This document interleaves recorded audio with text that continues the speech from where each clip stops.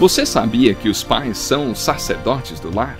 Eles devem não somente falar de Deus para os filhos, mas principalmente falar de seus filhos para Deus. O Encontro com a Palavra está apresentando a série Família e hoje quer nos ensinar algo a mais para vivermos uma vida de constante vitória em família. Vamos a mais um estudo do Dr. Dick Woodward com o pastor Edson Bruno.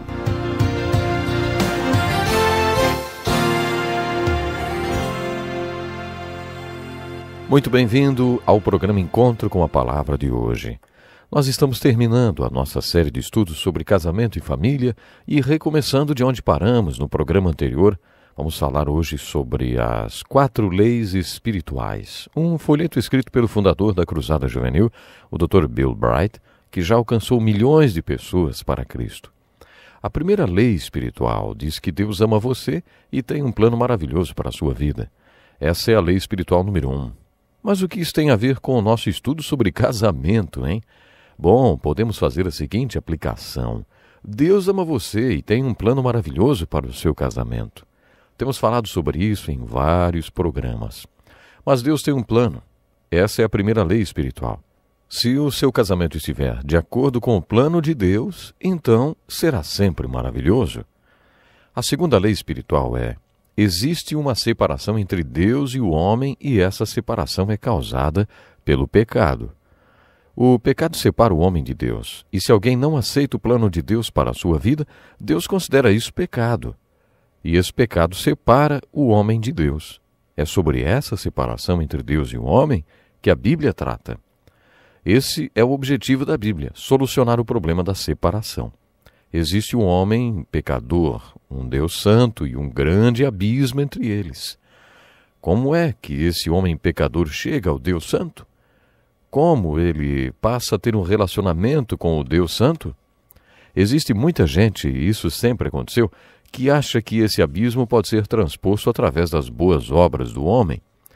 Essas pessoas acreditam que se o homem só fizer o que é bom, ou se fizer boas obras suficientes, esse abismo será transposto. Muita gente crê assim. Se você perguntar para qualquer um na rua: "Ei, você sabe com certeza para onde iria se morresse de repente?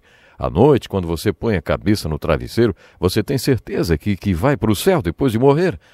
Muita gente não tem essa certeza. Mas se a pessoa responder que vai para o céu, pergunte a ela: "Como é que você sabe se realmente vai, hein?" Eles podem até dizer: "Ah, eu não sou mau, não, eu sou uma boa pessoa, nunca prejudiquei ninguém, ajudo os pobres."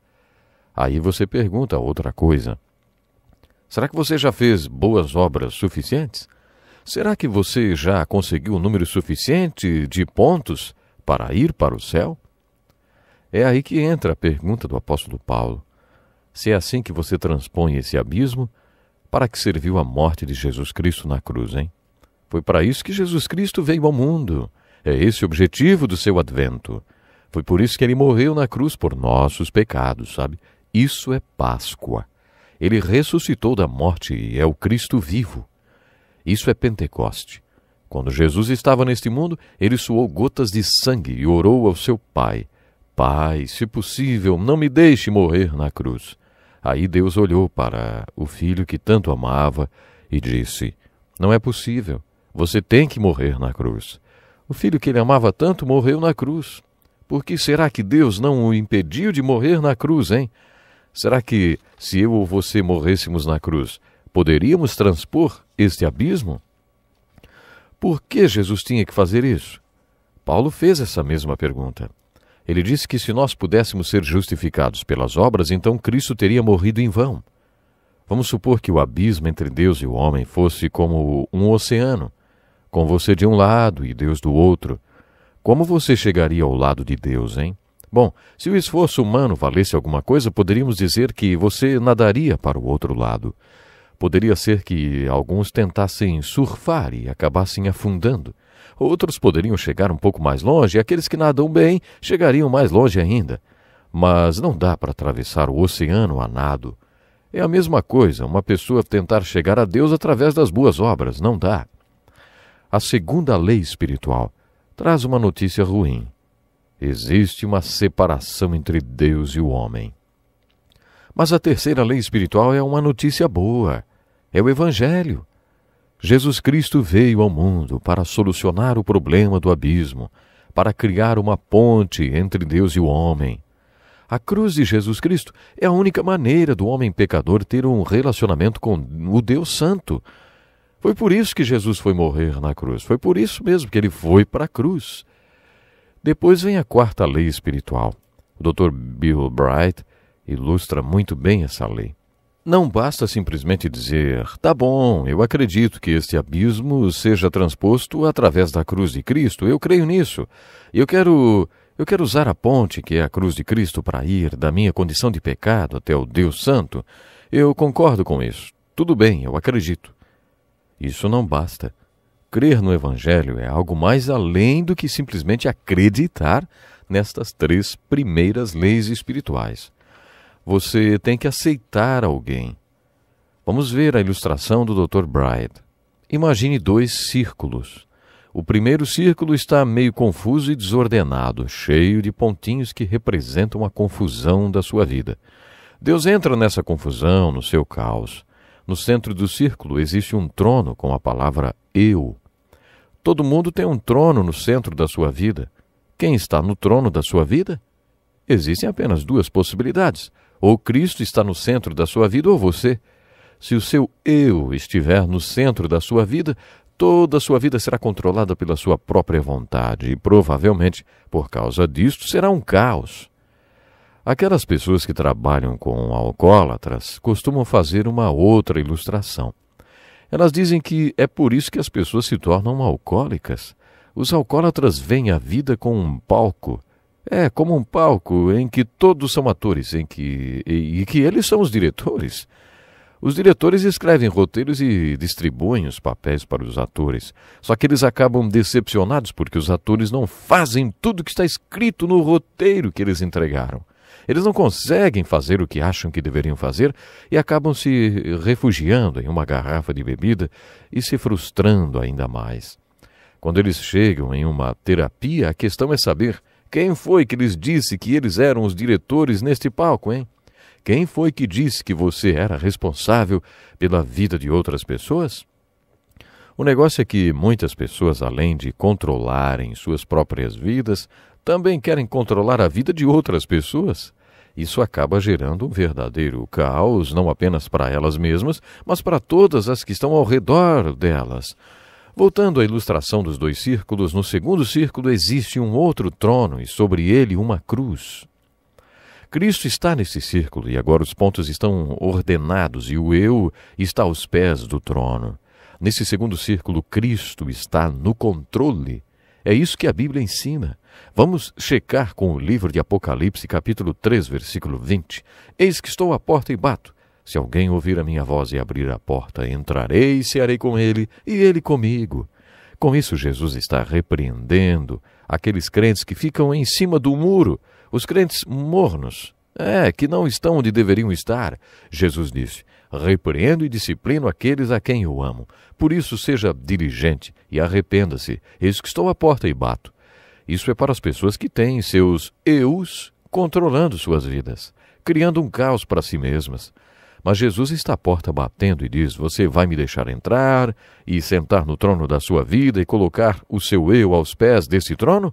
Deixe-me assumir o controle da sua vida. Jesus está pedindo isso. Essa é a quarta lei espiritual. Depois dessas 4 leis espirituais, encontramos uma última ilustração que mostra um pouco da sequência de como tudo acontece. Muitas pessoas acham que isso é uma experiência sobrenatural. Pode ser. Deus faz com que cada pessoa tenha um tipo de experiência. Nem todas as pessoas têm a mesma experiência. É por isso que quando falamos sobre nascer de novo e se nos referimos a isso como uma experiência com Deus, as pessoas querem saber o tipo e a intensidade da experiência, como tudo aconteceu. Aí você conta a sua experiência e elas contam as delas e acabam achando que a sua não foi verdadeira, mas você acha que foi. Esse tipo de discussão não leva a lugar nenhum.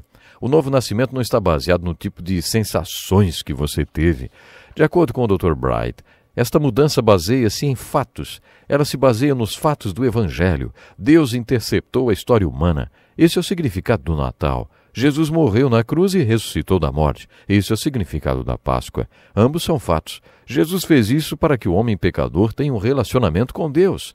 Isso tudo não é uma questão de evolução intelectual. A Bíblia usa a palavra arrependimento. E quando a palavra arrependimento aparece, significa mudar de opinião, mudar o coração, mudar a própria vontade, mudar o sentido da sua vida. Arrependimento quer dizer convidar Cristo para assumir o controle da sua vida.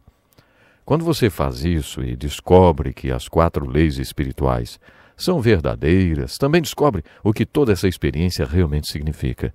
Você terá fé nos seus fatos. A locomotiva desse trenzinho são os fatos e os vagões atrás dela são a fé e os sentimentos. Uma coisa é fato concreto, o Evangelho. O Evangelho é constituído de 2 fatos muito importantes. Jesus Cristo morreu pelos seus pecados de acordo com as Escrituras. Jesus Cristo ressuscitou dos mortos de acordo com as Escrituras. Esses são os fatos do Evangelho. Quando você coloca fé nestes fatos, quando cada um de nós faz isso e convida Jesus para assumir o controle da própria vida, todos aqueles sentimentos e sensações dessa experiência também acontecem. Voltando ao casamento, quando você está em um relacionamento e constata que o que precisa ser tratado é a parte ou a dimensão espiritual do relacionamento, então ela deve ser tratada individualmente. Eu conheci uma ótima comunicadora, ela trabalhava na televisão e durante 10 anos trabalhei com ela. Depois de 2 anos trabalhando juntos, ela se converteu. Ela era muito comunicativa, mas seu marido era tímido. Depois de lerem juntos o folheto das 4 leis espirituais, eles fizeram uma oração escrita no final do folheto. Os 2 estavam ajoelhados ao lado da cama quando o marido disse: "Pode orar por mim." Ela respondeu: "Não, eu oro por mim e você ora por você." Ela tinha razão.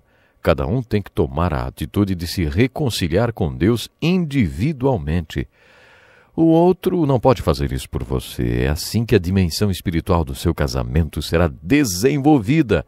Se vocês 2, cada um individualmente, abrir o coração e dizer: "Jesus, eu preciso da tua ajuda, perdoa-me. Quero fazer tua vontade, ser fiel a ti, te aceito." Eu tenho certeza, o seu casamento vai ser um casamento feliz. Infelizmente, nós temos que parar agora. Estamos terminando essa série. A minha oração é que Deus possa lhe abençoar grandemente.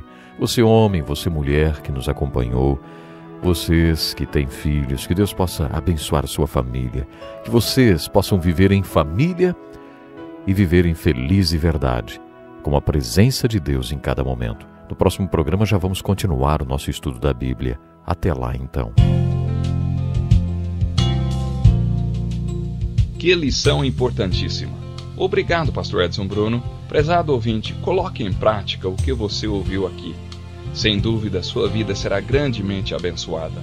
Este é um estudo escrito pelo Dr. Dick Woodward, na voz do Pastor Edson Bruno. Escreva-nos e solicite o material. Nosso endereço é Encontro com a Palavra, Caixa Postal 2011, CEP 89201-970, Joinville, Santa Catarina. Até o nosso próximo encontro com a Palavra.